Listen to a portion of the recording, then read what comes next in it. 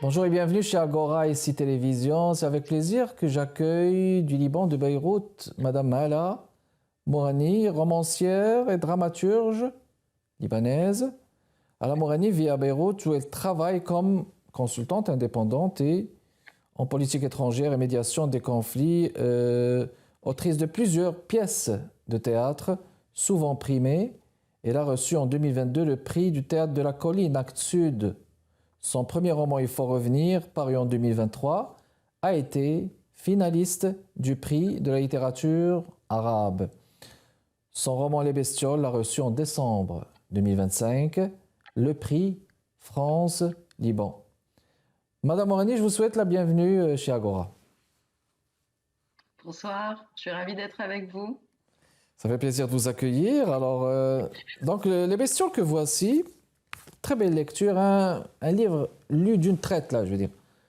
Qu'est-ce qui vous a inspiré, justement, l'écriture de ce livre? Qu'est-ce que symbolise, justement, les bestioles? Quel est le regard que vous portez sur ce nom-là, les bestioles? Alors, ce qui m'a, je sais pas si je sais pas si le mot inspiré est le bon pour être très honnête, mais Les Bestioles, c'est un roman qui retrace les 4 premiers jours qui font suite à l'explosion du port de Beyrouth, qui est une des explosions les plus violentes que l'humanité ait connues. Et c'était un moment d'une violence absolument inouïe. Et je crois qu'il Mhm, fallait comment dire, en garder des traces, en tout cas pour moi. Et en fait, le personnage principal, qui est un vieil épicier, euh, mhm, vit ce moment-là, il en réchappe. Il ne dit pas de lui-même qu'il est un survivant, il dit qu'il n'est pas mort, ce qui n'est pas du tout la même chose. Il ne dit pas qu'il est en vie, il dit juste qu'il n'est pas mort, tant le choc est violent, tant il est abasourdi. Et en fait, lui n'est pas convaincu par la thèse que défendent les officiels, c'est-à-dire les officiels ont dit, et c'est véridique, que l'explosion du port de Beyrouth était due à une négligence. Et lui se mhm. dit que ce n'est pas possible qu'une explosion comme celle-là soit liée à une négligence, qu'il y a forcément autre chose. Et il est convaincu d'avoir entendu des C'est avions ça. voler juste avant l'explosion. Il les appelle les bestioles. Et comment dire, pour corroborer ses propres dires, ses propres idées, ses propres fantasmes, sa propre réalité, en fait, euh, euh, il, il, euh, il se, il rappelle, il se souvient systématiquement que ces bestioles, donc les avions, sont constamment dans le ciel de Beyrouth. Et ce qui explique pour lui pourquoi ce sont elles qui sont à l'origine de l'explosion du port de Beyrouth. Et donc ça fait référence évidemment aux avions de chasse israéliens qui sont constamment en train de violer l'espace aérien du pays, du Liban, C'est ça. en temps de guerre ou en temps de paix d'ailleurs. Enfin, paix, le mot paix est très relatif en fait dans Mhm. ces circonstances-là. Très bien. Puis là, justement, ces avions qui ont sillonné le ciel, là, que le narrateur a vu après juste l'explosion de Beyrouth, là, bon, il peut y avoir différentes interprétations, mais il me semble que justement, quand vous dites, ça se peut que ce soit un pays qui agresse un autre là, par des avions. Est-ce qu'il n'y a pas là une dimension politique? Vous avez tenté au début de jouer un peu sur cette dimension politique un petit peu pour, n'est-ce pas, pour peut-être permettre au lecteur de penser au livre autrement?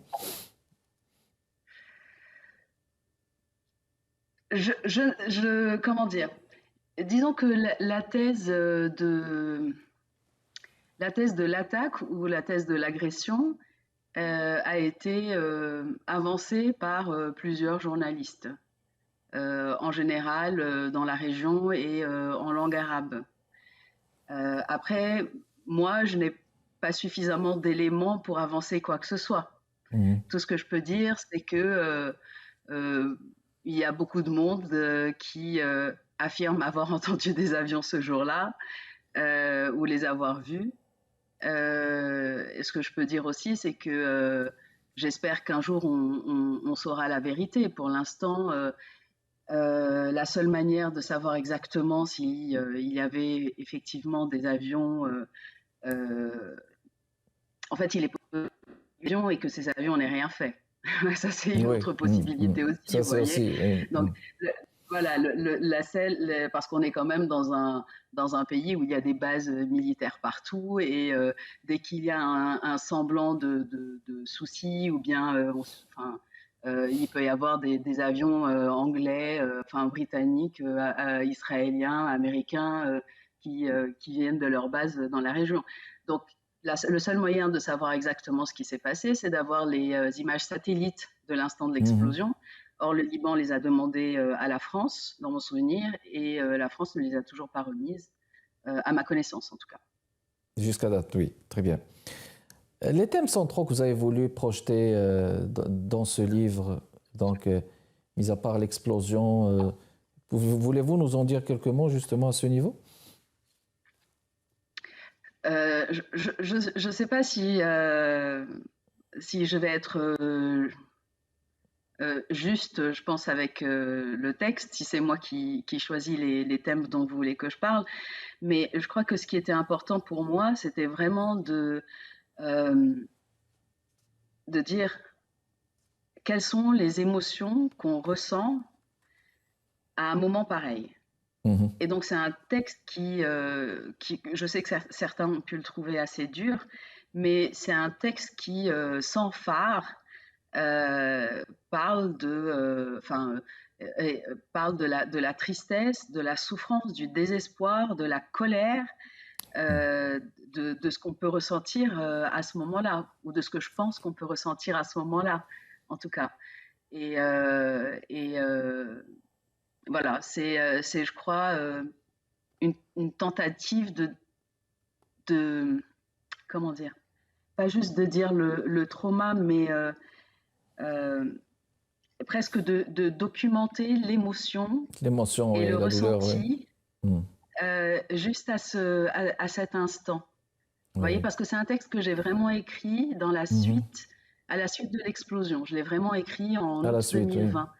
Et Mhm. donc, les choses étaient très fraîches dans mon esprit et puis autour de moi. Et je crois que tout comme, je ne sais pas moi, un historien va documenter les faits, un journaliste aussi, Tout à un fait. botaniste va aller, je ne sais pas Mhm. moi, faire attention à ses plantes.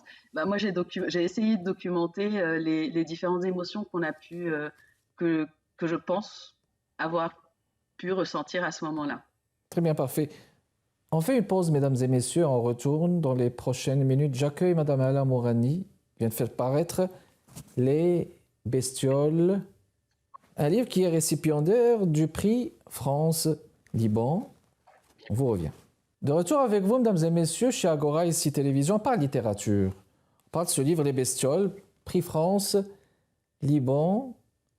Euh, Notre invité, c'est l'auteur-autrice, là, Madame Ala Mourani. On va continuer notre conversation, justement, concernant le livre. Permettez-moi de citer ce court extrait, page 12. Ça gueulait fort. Les gens du quartier, ça se voit qu'ils ne s'attendaient pas à l'explosion. Moi, je sais pas. Je m'y attendais pas non plus dans la forme, mais dans le fond. Il était temps qu'il nous arrive un truc. Ça faisait 14 ans qu'on était un peu tranquille. Alors c'est fascinant cette attente, et puis surtout ce sentiment de voir que quelque chose ne se passe pas ailleurs. Quel est le regard que vous portez justement sur cette inquiétude sur la tranquillité là? C'est terrible que vous ayez lu Enfin, c'est terrible, je ne sais pas, c'est très juste en fait que vous ayez lu ce passage précisément, euh, parce que c'est Ben, vrai c'est que totalement fascinant, voyez-vous, c'est très fort et fascinant à la fois de dire, bon, ben, il nous arrive rien, comment ça se fait? oui, mais justement, je trouve ça très intéressant avec le moment que nous vivons aujourd'hui. C'est C'est-à-dire ça, qu'effectivement, en 2020, on était dans une période, je ne peux pas dire qu'on était dans une période calme, mais on était dans une période où euh, la violence n'était pas une violence physique, n'était pas une Mhm. violence armée, n'était pas une violence sécuritaire. Donc on avait peut-être un semblant de tranquillité, si vous voulez.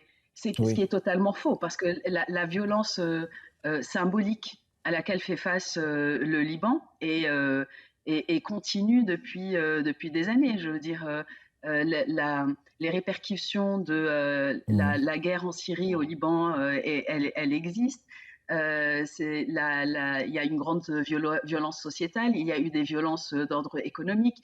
Je veux C'est dire, ça. on est constamment engraissé, on est constamment agressé, pardon, Oui, euh, par des violences, une violence protéiforme. Pardon, la crise financière, oui, les crises politiques sont des violences, les crises démocratiques sont des violences. Mais quand même, on n'était pas en train de nous buter directement. Mhm, Et mhm. ça, c'était en 2020. Et après Oui, ça, il y a eu effectivement, suite au génocide à Gaza, il y a eu une guerre au Liban. Et aujourd'hui, au moment où je vous parle, au quotidien, on se dit, mais à quel moment on va se faire attaquer de nouveau? exactement. C'est Voilà. notre quotidien. Mhm. Nous, C'est les notre quotidien. Libanais, Voilà. depuis un an et quelques mois déjà, depuis la fin de la guerre de 2024, en novembre 2024, on se dit, mais ok, ça va revenir. Ça revient quand? En fin de semaine? La semaine Mhm. prochaine? Ah ben non, ils se sont mis d'accord là. Donc ce sera peut-être dans 2 semaines. Et c'est constant.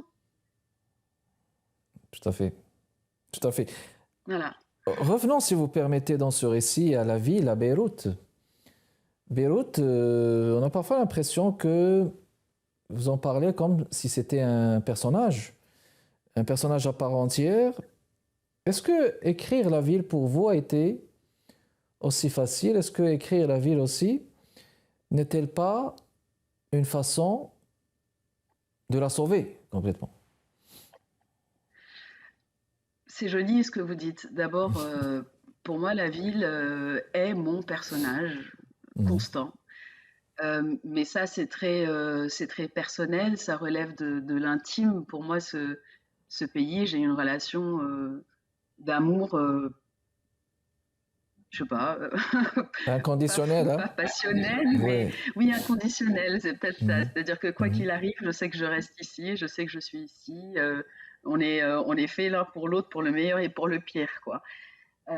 Donc oui, forcément, Beyrouth est un personnage principal.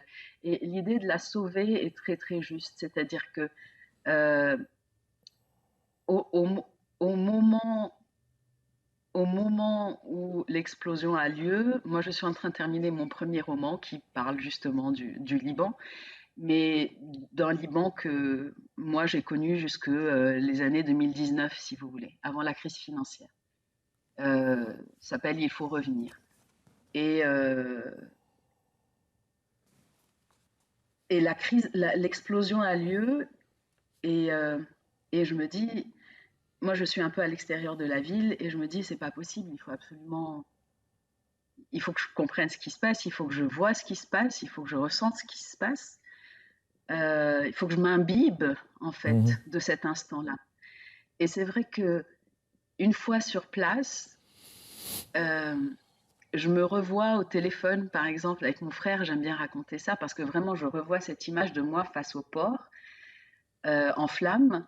Et derrière moi, tout est, tout est à terre, quoi. Tout est Oui. dévasté. Et je répète en boucle. Lui qui me demande comment je vais, moi je répète en boucle. Et la ville n'existe plus, la ville n'existe plus. Et c'est vrai que le soir même, cette ville-là était totalement méconnaissable. C'est-à-dire, il n'y Oui. avait Des plus de ruines. structure métallique, il n'y Mhm. avait plus de...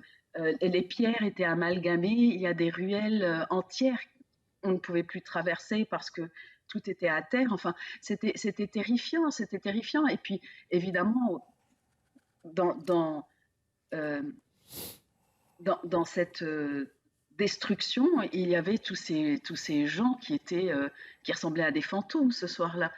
on Oui, aurait dit qu'ils étaient déjà passés de l'autre côté, quoi, de la vie. oui, oui, oui. Et donc oui, c'était une manière, je ne sais pas si c'était la sauver, c'était peut-être sauver une partie de sa mémoire, quoi. Bon, on va faire une pause encore une fois, mesdames et messieurs. On revient dans les prochaines minutes pour continuer notre discussion aujourd'hui avec Madame Hala Mourani sur son livre récipiendaire du prix France-Liban. Les Bestioles, un livre à lire sur l'explosion de Beyrouth. 4 août 2020, vous me corrigerez, Madame Hala, c'est bien ça? 4 août C'est bien 2020, ça. c'est bien ça, très bien. On vous revient. De retour avec vous, mesdames et messieurs, chez Agora, ici Télévision, par littérature, Les Bestioles, son auteur, Hala Mourani, qui est notre invité de chez Agora, ici Télévision, qui nous parle aussi de Beyrouth. Un autre extrait avec vous, Madame Hala, pas 72. Juste à côté de moi, la statue de l'émigré libanais, avec son tarbouche sur la tête et indemne, parce que dans ce pays, on est voué à être des émigrés éternels. Quand on a de la chance et aussi quand on n'en a pas. Il regarde vers l'horizon rendu dans les couleurs du ciel. Puis le récit continue. Alors encore une fois, une image fascinante de l'immigré éternel et de l'immigré je vais dire à durée déterminée. Est-ce qu'on peut le dire ça? Comment comprendre justement cette différence qu'on peut faire entre un émigré éternel et un émigré à durée déterminée alors? Bah, je je sais pas parce que je connais pas le concept de émigrer à durée déterminée, mais Disons que c'est c'est un vrai concept que inventé. voilà. Donc vous imaginez que ce sont des gens qui reviennent, Oui. mais les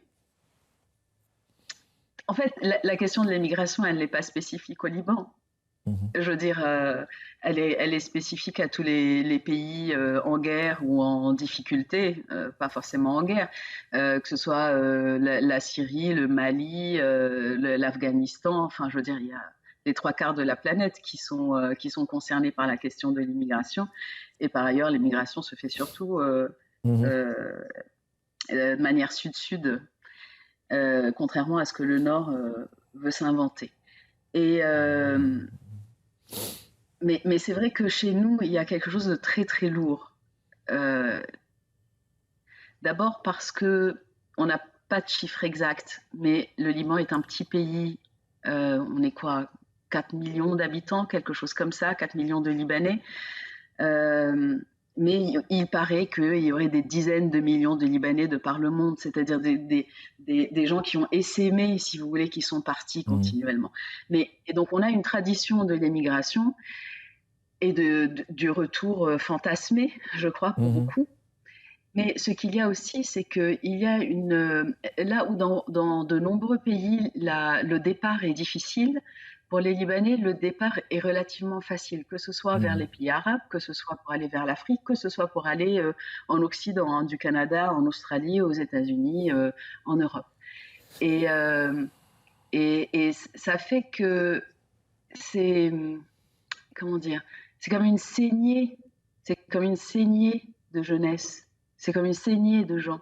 Mhm. Récemment, j'ai écouté un homme politique dire qu'il y aurait eu à peu près 80 000, je vais peut-être dire une bêtise, je ne vais pas dire beaucoup de bêtises, mais qui a eu, je veux dire, les chiffres de départ des Libanais est effrayant. Et donc, on a l'impression que là où pour beaucoup ce serait une chance, ou c'est présenté comme une chance, bah, non, en fait c'est un déracinement, c'est une très grande violence que de partir. Je ne crois pas qu'on a envie de Oui, partir juste parce qu'on a envie de partir. C'est bien en réponse oui, à énormément d'agressions, de violences, de désespoir, qu'on quitte sa famille, qu'on quitte sa terre, qu'on quitte sa culture, etc. très bien. Cette explosion, je pense, c'est comme certifié là qu'elle fait partie de l'histoire maintenant de tous les Libanais là, histoire personnelle de tous les citoyens, de tous les Libanais qui ont été témoins justement de cette, je veux dire, de cette catastrophe, hein. Comment est-ce qu'on peut se reconstruire lorsque l'histoire personnelle et l'histoire collective, justement, se confondent ou se rencontrent.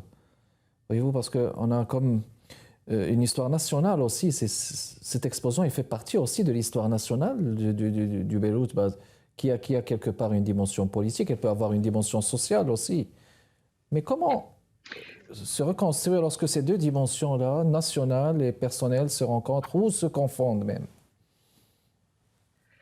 Écoutez, moi j'avoue ne pas avoir eu, comment dire, moi je fais partie de ceux qui ont énormément de chance, c'est-à-dire que j'ai entendu l'explosion, j'ai cru que Mhm, c'était à côté de ma maison tant elle est violente, mais moi je n'ai pas perdu d'amis, j'ai pas perdu de famille, j'ai pas perdu ma maison.